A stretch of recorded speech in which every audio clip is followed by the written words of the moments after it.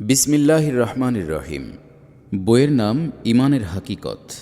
লেখক সৈয়দ আবুল আলা মওদুদী, অনুবাদ মুহাম্মদ আব্দুর রহিম। ভাববার বিষয়, বর্তমান দুনিয়ায় একমাত্র মুসলমানদের কাছেই আল্লাহ তাআলার কালাম সম্পূর্ণ অবিকৃত ও অপরিবর্তিত অবস্থায় বর্তমান আছে। কুরআনের যে শব্দ আল্লাহর নবীর প্রতি নাজিল হয়েছিল আজ পর্যন্ত অবিকল তাই আছে।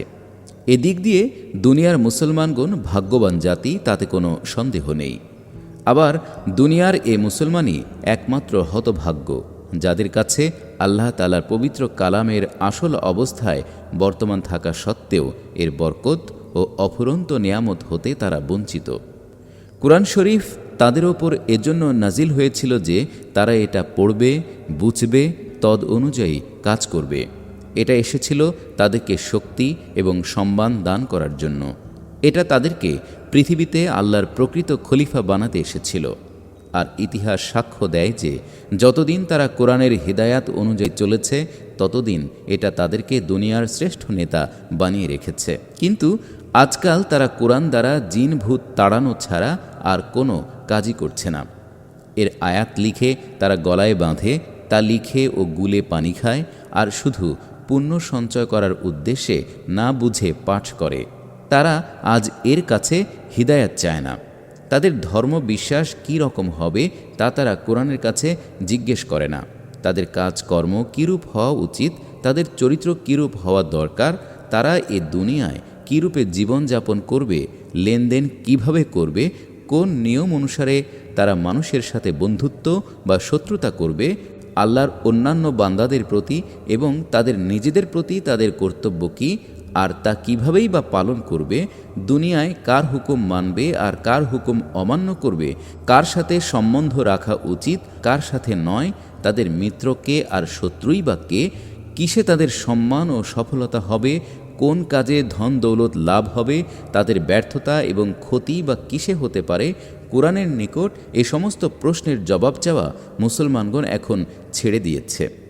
এখন তারা কাফের, মুশরিক, গোমরাহ ও স্বার্থপর লোকদের কাছে এবং নফসরূপ শয়তানের কাছে এ সমস্ত বিষয়ে পরামর্শ চায়, আর এদের পরামর্শ অনুযায়ী তারা কাজ করে। কাজেই আল্লাহকে ছেড়ে অন্যের হুকুম অনুসারে কাজ করার যে পরিণাম হতে পারে তাই হয়েছে।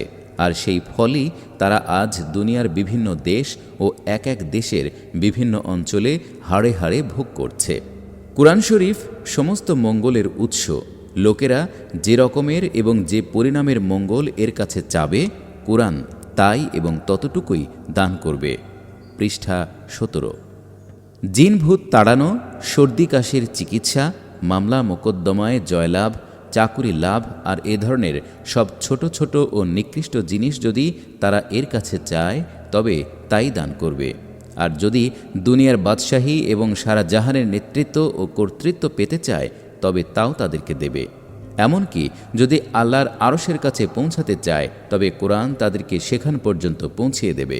মূলত তা তার পাত্রের যোগ্যতার উপরই নির্ভর করে।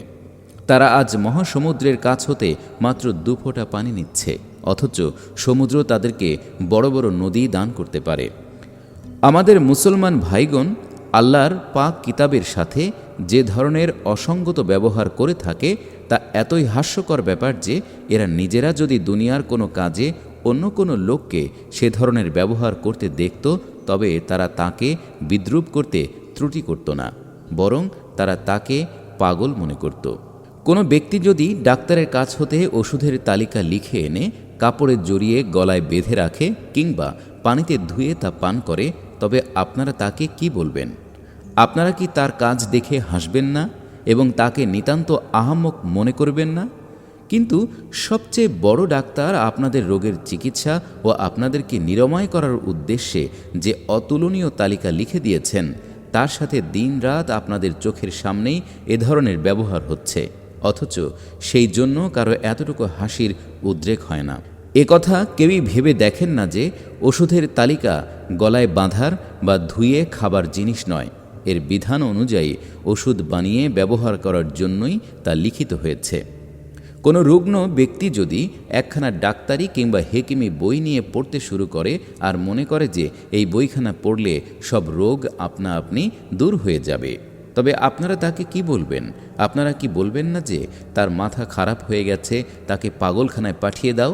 কিন্তু হায়, একমাত্র মহা চিকিৎসক আল্লাহ তাআলা আপনাদের রোগের চিকিৎসার জন্য যে মহান কিতাব পাঠিয়েছেন তার সাথে আপনাদের ব্যবহার ঠিক একই রকম হচ্ছে। আপনারা তা পড়েন আর মনে করেন যে এটা পড়লেই সব রোগ দূর হয়ে যাবে। এর বিধান মতো কাজ করার কোনোই দরকার নেই। আর এ কিতাব যেসব জিনিসকে ক্ষতিকর মনে করে বর্জন করতে বলে তা বর্জন করারও কোনো দরকার মনে করেন না। পৃষ্ঠা 18। তাহলে রোগ দূর করার জন্য যে ব্যক্তি শুধু বই পড়াই যথেষ্ট মনে করে তার সম্পর্কে আপনারা যে মত প্রকাশ করে থাকেন, আপনাদের নিজেদের সম্পর্কে সেরূপ মত প্রকাশ করেন না কেন? আপনি জানেন না এমন কোনো ভাষায় যদি আপনার কাছে কোনো চিঠি আসে, তবে আপনি অমনি এর অর্থ জানার জন্য ওই ভাষা যে ব্যক্তি জানে তার কাছে দৌড়ে যান। এর অর্থ যতক্ষণ পর্যন্ত আপনি জানতে না পারেন ততক্ষণ আপনার বিন্দুমাত্র শান্তি থাকে না। সাধারণ কায়কারবারের চিঠি নিয়ে আপনি এই প্রকার অস্থির হয়ে পড়েন, এতে আপনার হয়তো 2-4 পয়সারই উপকার হতে পারে, তার বেশি নয়। কিন্তু সারা জাহানের মালিক আল্লাহর কাছ হতে যে চিঠি আপনার কাছে এসেছে আর যার মধ্যে আপনার ইহকাল ও পরকালের সমস্ত মঙ্গল নিহিত আছে, তাকে আপনি অবহেলা করে ফেলে রাখেন। এর অর্থ জানার কোনো আগ্রহ বা অস্থিরতাই আপনার মধ্যে জাগে না। এটা কি বাস্তবিকই আশ্চর্যের ব্যাপার নয়? এসব কথা আমি হাসি তামাশার জন্য বলছি না। আপনারা যদি এ কথা চিন্তা করে দেখেন তবে আপনাদের অন্তরই বলে দেবে যে দুনিয়ায় সবচেয়ে বড় অবিচার হচ্ছে আল্লাহর এই মহান কিতাবের প্রতি।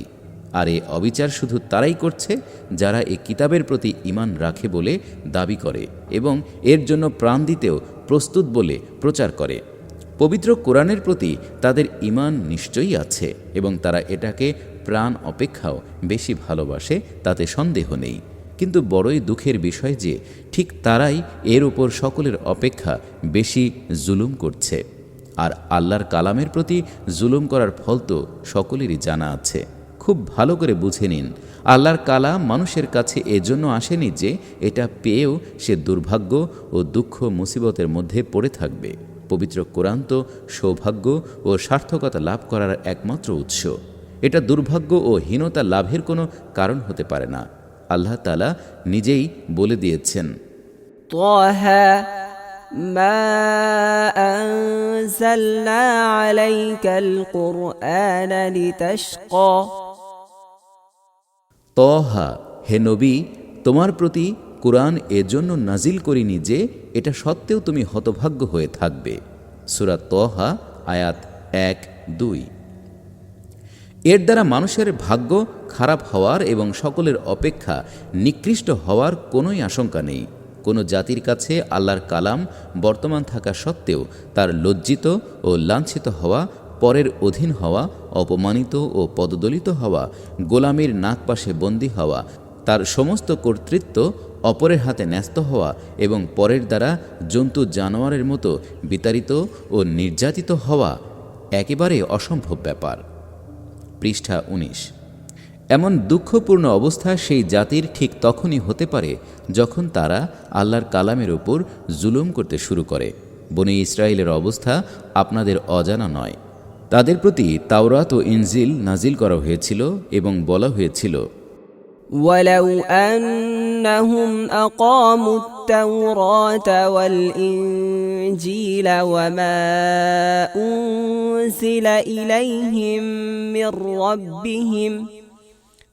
রাব্বিহিম লাআকালু মিন ফাওকিহিম ওয়া মিন তাহতি আরজুলিহিম।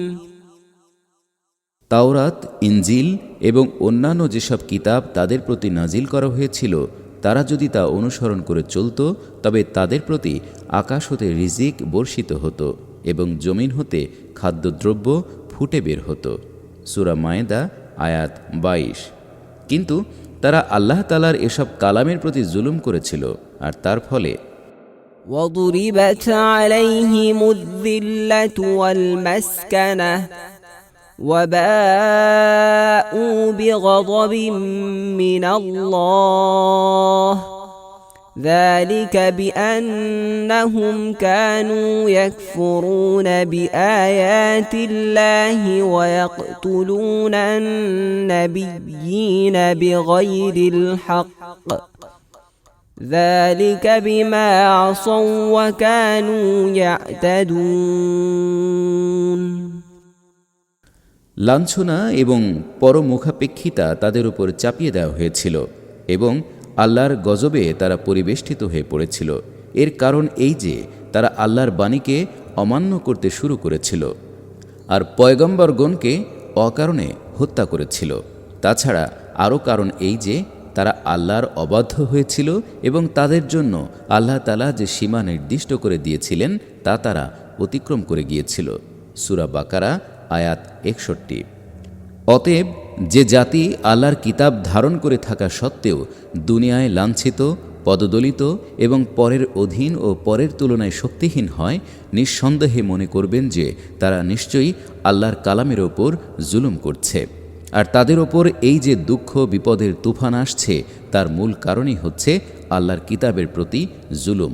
অতএব আল্লাহর এই গজব হতে রেহাই পাওয়া এছাড়া আর কোনো উপায় থাকতে পারে না। তারা আল্লাহর কালামের প্রতি জুলুম করা ত্যাগ করবে এবং এর 16 আনা হক আদায় করতে চেষ্টা করবে। আপনারা যদি এ মহাপাপ হতে ফিরে না থাকেন, আপনাদের এ হীন অবস্থার কিছুতেই পরিবর্তন হবে না। তা আপনারা গ্রামে গ্রামে কলেজই খুলুন, আপনাদের প্রত্যেকটি সন্তান গ্রাজুয়েট হোক, আর ইহুদিদের মতো সুদি কারবার করে কোটিপতিই হোক না কেন, তার ফল প্রকৃতপক্ষে কিছুই নয়। পৃষ্ঠা 20। একথা প্রত্যেক মুসলমানকে সর্বপ্রথমেই জেনে নিতে হবে, কারণ মনুষ্যত্ব কাকে বলে এবং মানুষ ও পশুর মধ্যে পার্থক্য কী তা যদি মানুষের জানা না থাকে, তবে সে জানোয়ারের মতো কাজ করতে শুরু করবে। সে তার মনুষ্যত্বের মূল্য বুঝতে পারবে না। অন্যরূপভাবে যদি কেউ একথা জানতে না পারে যে মুসলমান হওয়ার অর্থ কী এবং মুসলমান ও অমুসলমানের মধ্যে কেমন করে পার্থক্য করা যায়, তবে সে তো অমুসলমানের মতো কাজকর্ম করতে শুরু করবে এবং তার মুসলমানের কোনো সম্মানই সে রক্ষা করতে পারবে না।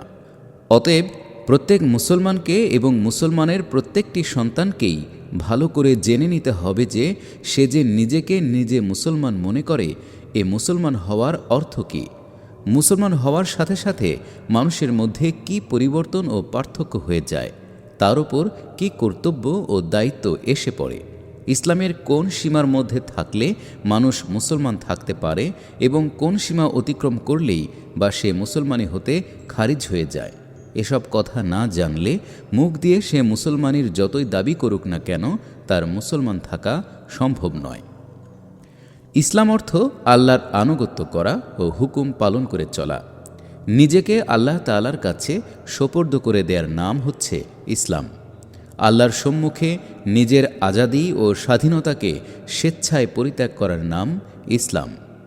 আল্লাহর বাদশাহী এবং আনুগত্যকে মাথা নত করে স্বীকার করে নেয়ার নাম ইসলাম। যে ব্যক্তি নিজের সমস্ত কাজ কারবারকে আল্লাহর হাতে সঁপে দেয় সেই ব্যক্তি মুসলমান। আর যে ব্যক্তি নিজের সব ব্যাপারে নিজের ইচ্ছামতো সম্পন্ন করে কিংবা আল্লাহ ছাড়া অন্য কারো হাতে তা সোপর্দ করে, সে মুসলমান নয়। আল্লাহর হাতে সঁপে দেওয়ার তাৎপর্য এই যে তিনি তার কিতাব এবং তার নবীর মারফত যে হিদায়াত ও সৎ পথের বিধান পাঠিয়েছেন, মানুষ তাকে পুরোপুরি কবুল করবে এবং তাতে বিন্দুমাত্র আপত্তি করতে পারবে না।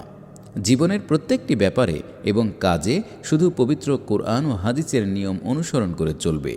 যে ব্যক্তি নিজের বুদ্ধি, দুনিয়ার প্রথা এবং আল্লাহ ছাড়া অন্য সকলকেই সব কিছু পশ্চাতে ফেলে রেখে এবং প্রত্যেক ব্যাপারেই কেবল আল্লাহর কিতাব ও রাসূলের হাদিসের কাছে পথের সন্ধান জানতে চায়, জিজ্ঞেস করে যে আমার কি করা উচিত এবং কি করা উচিত নয়, আর সেখান হতে যে নিয়মই পাওয়া যাক না কেন বিনা আপত্তিতে তা মেনে নেয়, তার বিপরীত যা তা সবই সে অস্বীকার করে, শুধু সেই ব্যক্তি মুসলমান।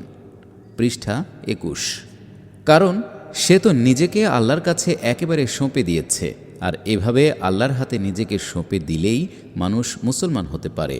এর বিপরীত যে ব্যক্তি পবিত্র কোরআন ও হাদিসের ওপর মোটেই নির্ভর করে না, বরং নিজের মন যা বলে তাই করে, কিংবা বাপ দাদা হতে চলে আসা নিয়ম কানুনের অনুসরণ করে চলে, কিংবা দুনিয়ায় যা কিছু হচ্ছে সেও তাই করে, নিজের কোনো ব্যাপারে সে পবিত্র কোরআন ও হাদিসের কাছে জিজ্ঞেস করে না যে তার কি করা উচিত, পবিত্র কোরআন ও হাদিসের বিধান জেনে সে বলে ওঠে যে আমার বুদ্ধি তা গ্রহণ করতে চায় না, তাই আমি তা মানি না, অথবা বাপদাদার কাল হতে তার উল্টা নিয়ম চলে আসছে, কাজেই তার অনুসরণ করব না, কিংবা দুনিয়ার নিয়ম তার বিপরীত, তাই আমি সেই নিয়ম অনুসারেই চলব, তবে সেই ব্যক্তি কিছুতেই মুসলমান নয়।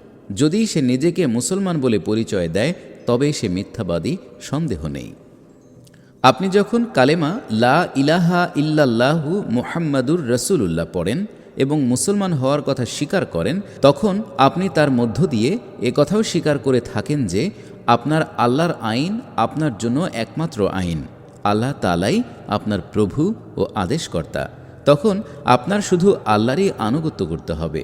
আপনার কাছে শুধু সেই বিধানই সত্য বিধানরূপে স্বীকৃতি পাবে যা আল্লাহর কিতাব এবং তার রাসূলের সাহায্যে পাওয়া যায়।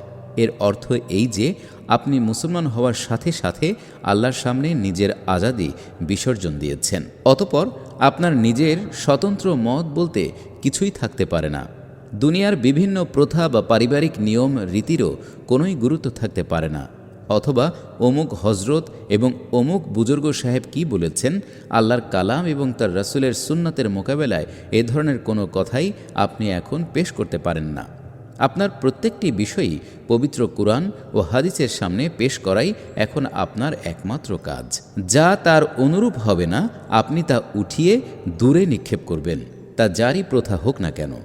নিজেকে মুসলমান বলা এবং তারপর পবিত্র কোরআন ও হাদিসকে বাদ দিয়ে নিজের মত, দুনিয়ার প্রথা কিংবা মানুষের কোনো কথা বা কাজের অনুসরণ করা সম্পূর্ণরূপে পরস্পর বিরোধী।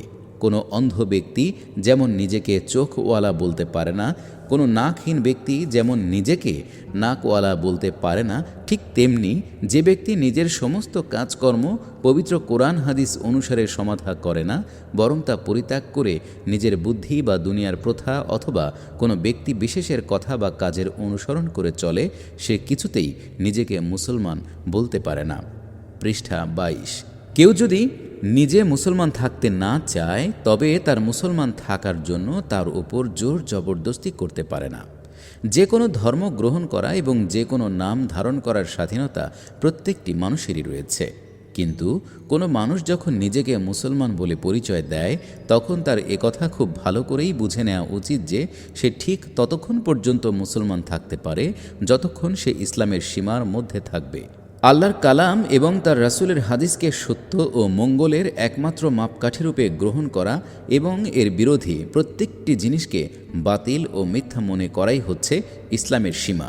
এই সীমার মধ্যে যে থাকবে সে মুসলমান, এটা যে লঙ্ঘন করবে সে ইসলাম হতে বিচ্যুত, বহির্ভূত হয়ে পড়বে। তারপরও সে যদি নিজেকে মুসলমান মনে করে এবং মুসলমান বলে দাবি করে তবে সে নিজেকেও ধোঁকা দিচ্ছে আর দুনিয়াকেও ধোঁকা দিচ্ছে, এতে সন্দেহ নেই। ومن لم يحكم بما أنزل الله فأولئك هم الكافرون। যে আল্লাহর দেয়া বিধান অনুযায়ী বিচার ফয়সালা করে না সে কাফের। সূরা আল মায়েদা আয়াত 44।